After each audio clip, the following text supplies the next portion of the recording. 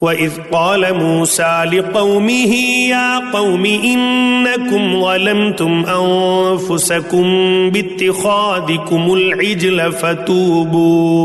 فتوبوا إلى بارئكم فاقتلوا أنفسكم ذلكم خير لكم عند بارئكم فتاب عليكم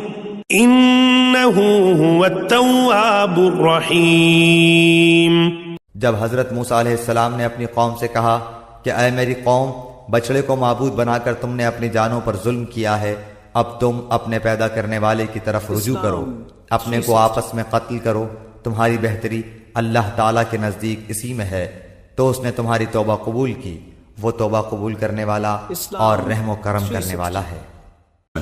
وَإِذْ قُلْتُمْ يَا مُوسَى لَن نُّؤْمِنَ لَكَ حَتَّى نَرَى اللَّهَ جَهْرَةً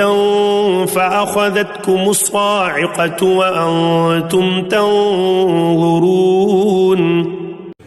اور تم اسے بھی یاد کرو، تم نے حضرت موسیٰ علیہ السلام سے کہا تھا کہ جب تک ہم اپنے رب کو سامنے نہ دیکھ لیں ہرگز ایمان نہ لائیں گے،